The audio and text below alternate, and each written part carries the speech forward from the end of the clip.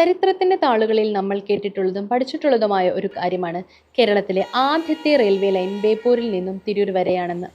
എന്നാൽ ഒരു ബേപ്പൂരുകാരനായ ചിന്തോസ്കി ഇതുവരെ റെയിൽവേ ലൈനിന്റെ യാതൊരു അടയാളമോ സാധ്യതയോ ബേപ്പൂരിൽ കണ്ടിട്ടില്ല. ശരിക്കും ബേപ്പൂർ കടന്ന് മറുകരയായ ചാലിയത്തായിരുന്നു ഈ റെയിൽവേ സ്റ്റേഷൻ ഉണ്ടായിരുന്നത്. 1861 മാർച്ച് 12-നാണ് ഈ റെയിൽവേ ആദ്യമായി ഓടിത്തുടങ്ങിയത്. 1870 ആയപ്പോഴേക്കും പ്രതിമാസം ശരാശരി 12,000-നടുത്ത് യാത്രക്കാരും ഏകദേശം 3000 ടൺ ചരക്ക് ഗതാഗതവും ഉണ്ടായിരുന്നു എന്ന് മലബാർ മാനുവലിൽ വില്യം ലോഗൻ രേഖപ്പെടുത്തിയിട്ടുണ്ട്. ചാലിയത്തുള്ള സ്റ്റേഷൻ പൊളിച്ച് ഫറോക്കിലൂടെ പാത മാറ്റിയാണ് 1888 കോഴിക്കോട് റെയിൽവേ സ്റ്റേഷൻ സ്ഥാപിച്ചത്.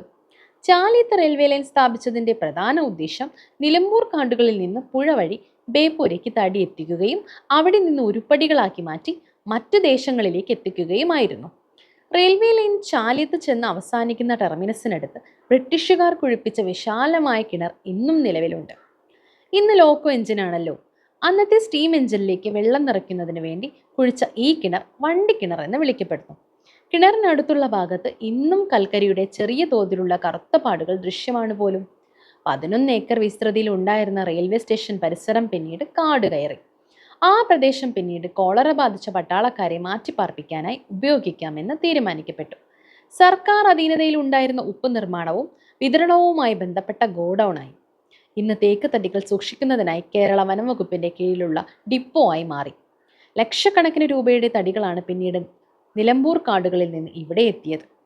ഇന്നും ഗതകാല സ്മരണകളുടെ ഓർമ്മക്കുറിപ്പായി മരത്തടികളുടെ ഈ ഡിപ്പോ വനം വകുപ്പിന് കീഴിൽ കാണാൻ സാധിക്കും. ഇതിനടുത്തായി ഇട്ടി അച്യുതൻ സ്മാരകവും ഹോർത്തുസ് മലബാറിക്കസ് ഉദ്യാനവും കാണാം. ഇവിടെ ഇപ്പോഴും പൊതുജനങ്ങൾക്ക് പ്രവേശനമായില്ല എന്ന് മാത്രം.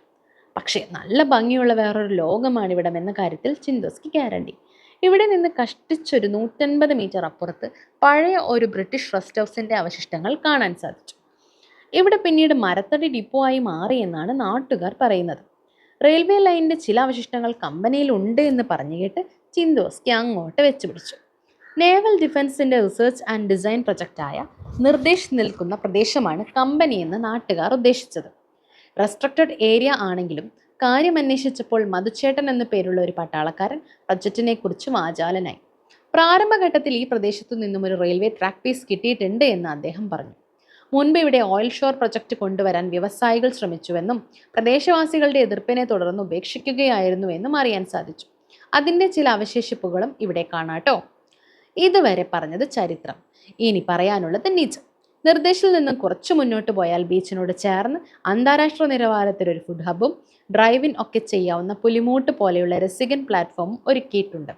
ഇവിടെ ഒരു വാട്ടർ ടൂറിസം ഹബ്ബാക്കി മാറ്റുമെന്നാണ് കേൾക്കുന്നത്. അപ്പം ശരി, ചലോ ചാലിയം. ഇനിയും ഇത്തരം വിശേഷങ്ങൾ കേൾക്കാൻ ചാനൽ സബ്സ്ക്രൈബ് ചെയ്തേക്കണേ.